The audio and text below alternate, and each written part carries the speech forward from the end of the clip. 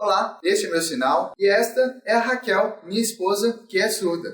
E durante essa semana da Libras, eu vou te mostrar como ser fluente em Libras em 10 semanas.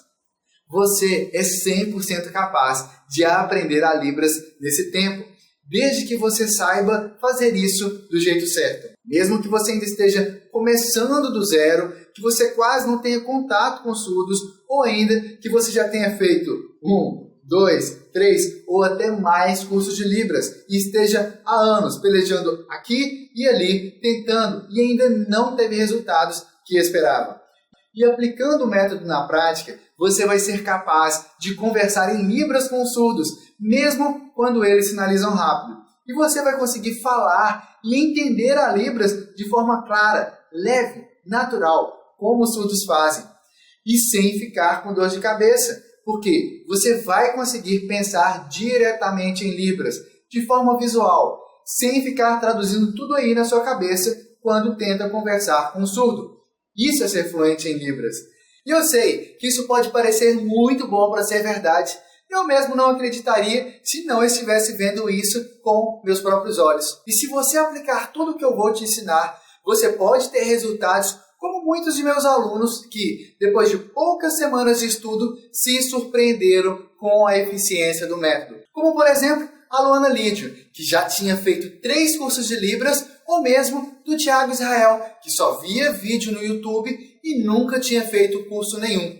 Eles não conseguiam nem sequer conversar em Libras e, em poucas semanas, aplicando o método, eles já conseguiam até contar histórias e isso foi melhorando cada vez mais. Ou ainda da Andresa de Abreu, que estava há mais de 7 anos estudando a Libras e totalmente frustrada com seus resultados. E que com apenas 8 semanas, aplicando o método na prática, foi fazer um curso ministrado totalmente em Libras, manhã e tarde, e se espantou ao ver que estava entendendo com facilidade e se comunicando também muito bem.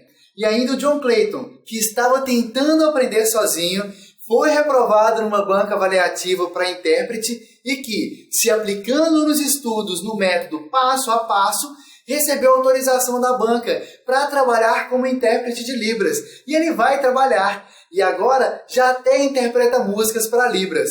E como foi que eu e Raquel, minha esposa, que como eu disse antes, é surda, chegamos nesse método? Eu comecei a aprender Libras por volta dos meus 12 anos de idade, num cursinho básico do básico do básico.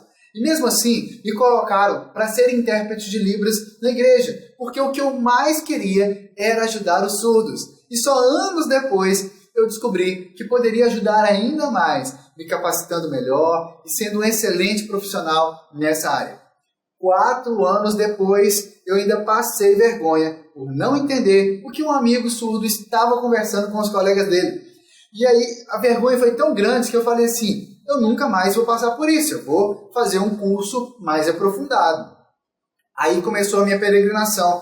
Todo sábado eu pegava 2 ônibus, gastava quase 1h30 para chegar num dos principais cursos de Libras da cidade. Não sobrava dinheiro nem para o lanche. 1 ano e meio, peguei meu certificado, feliz da vida, estou preparado. Comecei a trabalhar coordenando 55 funcionários surdos, de 18 a 73 anos de idade. Eu estava feliz da vida porque eu estava realizando meu sonho. Só que aí, teve um dia que eu marquei uma reunião com eles no refeitório. E quando eu comecei a sinalizar, eu vi que tinha uma surda assim, à minha direita, e um surdo assim, à minha esquerda, sinalizando ao mesmo tempo que eu. Aí eu falei, peraí, né? Falta de respeito. E aí eu dei aquela secada neles assim, eles pararam de sinalizar. Aí eu voltei a sinalizar e eles voltaram também. Aí eu percebi que eles não estavam batendo papo. Quem dera que fosse. Eles estavam me traduzindo para os outros surdos. Quer dizer, eu era intérprete de Libras, mas eu precisava que os surdos me interpretassem para os outros. E olha que nessa época já tinha 6 anos que eu estudava Libras. Eu terminei aquela reunião me sentindo assim, incapaz, inútil, totalmente frustrado. E eu subi, me tranquei no banheiro e fiquei lá assim, olhando para o espelho. Eu não sabia o que estava acontecendo. Era um absurdo eu ainda não ser fluente em Libras como eu achava que era. Por anos eu procurava ter contato com surdos, estudava minhas apostilas de Libras, fiz 2 cursos E usava até fitas de vídeo cassete também, para praticamente todo dia, para nada. Eu decidi que isso não ia mais acontecer. E eu passei 2 anos pesquisando sobre aquisição de idiomas, técnicas de aprendizagem e observando como os surdos falavam em Libras. E eu descobri que eu tinha aprendido muita coisa errada. Que eu usava o português sinalizado, quer dizer, eu sinalizava Libras na estrutura do português. E eu também descobri que os surdos não conversavam entre si. Olha isso, eles não conversavam entre si do jeito que eu tinha aprendido no curso. Foram 2 longos anos. Deu muito trabalho e eu tive literalmente muita dor de cabeça. E tinha pouco tempo que Raquel e eu estávamos namorando. Aí a minha mãe me pediu para ensinar a Libras para ela, para que ela também pudesse se comunicar com a Raquel. Eu fiquei feliz e falei assim, mãe, ok, mas tem uma condição. Eu te ensino, mas tem uma condição. Agora, imagina o filho falando isso para a mãe. Ela falou assim, uau, eu só vou te ensinar se você fizer tudo o que eu disser para você fazer, ok? E ela aceitou. E o resultado foi que em menos de 1 ano, ela já conversava fluentemente com a Raquel e já até interpretava uma surda na igreja dela. E nessa época, eu passei de primeira no ProLibras, aquele exame do MEC que avalia se uma pessoa sabe a Libras ou não, se ela está apta para interpretar ou ensinar a Libras também. E eu cheguei a ser aplicador de prova por 2 vezes. E até a minha mãe foi aplicadora também. Então, eu e a Raquel passamos 11 anos analisando como que a minha mãe conseguiu alcançar esse nível em tão curto tempo. E nesse processo, nós desenvolvemos um método com base em importantes descobertas científicas capaz de levar qualquer pessoa ouvinte a ser fluente em Libras em até 10 semanas. Basta querer e seguir o passo a passo. Agora, imagine se lá atrás eu tivesse alcançado a fluência dessa forma. Eu teria economizado 8 anos da minha vida. Eu não teria passado vergonha na frente dos surdos e ainda eu poderia ter ajudado muitas outras pessoas. Quantas pessoas eu poderia ter alcançado? E agora, você deve estar se perguntando, mas que método é esse? Só que antes de eu te mostrar o método, eu vou te mostrar uma outra coisa, que talvez seja ainda mais importante que o próprio método. E enquanto eu estiver te mostrando isso, eu quero que você pense se você já fez alguma dessas coisas, ok? E o que eu vou te mostrar é como você não aprende a Libras. E eu vou fazer isso porque tem várias coisas que podem limitar ou até mesmo impedir você de aprender a Libras. Ou pior ainda, podem te levar a achar que você sabe a Libras, como aconteceu comigo, e no final das contas passar vergonha. É igual andar de carro com o freio de mão puxado. Você liga o motor, você força o motor, os pneus e você praticamente não sai do lugar. E aí você fica desanimado, achando que a culpa é sua, que você não tem capacidade de aprender Libras, ou até que é melhor desistir. Por isso, é fundamental que você saiba o que você não tem que fazer se quiser aprender a Libras de verdade. E eu vou te mostrar aqui os freios de mão da fluência na Libras. Freio de mão número 1.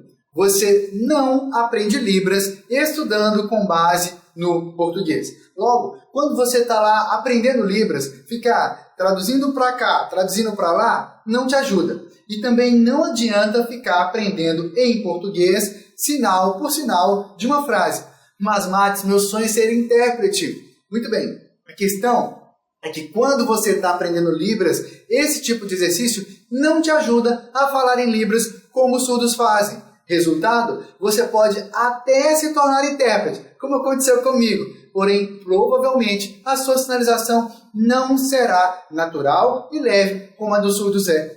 A Libras e o português são 2 línguas diferentes e independentes. E esse tipo de exercício aí faz a gente pensar que é quase tudo a mesma coisa. Freio de mão número 2. Também não se aprende Libras encaixotando sinais. Quer dizer, aquela listinha de sinais isolados assim. Família, mãe, pai, irmão, primo, avô. Animais, cachorro, pato, rinoceronte, lhama. Pior ainda, se estiver falando isso oralmente, como eu fiz aqui, ou escrevendo no quadro, ou usando uma apostila de Libras com desenhos ou fotos. É a mesma coisa de você juntar assim, um tanto de folha, um tanto de galho, achando que aquele ali vai virar uma árvore. Não vai.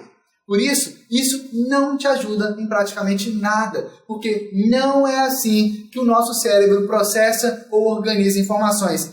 Foi assim que você aprendeu português quando você era criança? Não foi. Freio de mão número 3. Também não se aprende Libras fazendo anotações dos sinais em português. Tipo, casa, 2 mãos espalmadas, viradas uma para a outra, tocando-se na ponta dos dedos, perpendicularmente 2 vezes. Bonito, né? Vida, mão empunhadinho, né? Sobe e desce do lado esquerdo do peito. Parece até poético. Eu também já fiz isso muitas e muitas vezes lá atrás. Porém, se você ficar estudando a Libras, usando o português, quando você for conversar com o surdo, adivinha do que você vai lembrar? Do português, não da Libras. Freio de mão número 4. Aqueles exercíciozinhos de dinâmicas que a gente vai lá na frente, na turma, né? Para poder treinar com um colega um diálogo que está lá escrito em português, no papel. E a gente fica tentando lá fazer aquilo ali em Libras. Isso aí só faz a gente passar vergonha, porque a gente não está preparado. Isso aí não funciona, porque não é assim que os surdos se comunicam em Libras. E tem também aquelas atividades de tradução da Libras para o português, ou do português para Libras. Músicas, frases, uns textos pequenos assim. E isso também não funciona, porque você pode até aprender alguma coisa, porém dificilmente você vai se conseguir comunicar fluentemente e naturalmente em Libras. Sabe por quê? Porque não é assim que os surdos aprendem a Libras.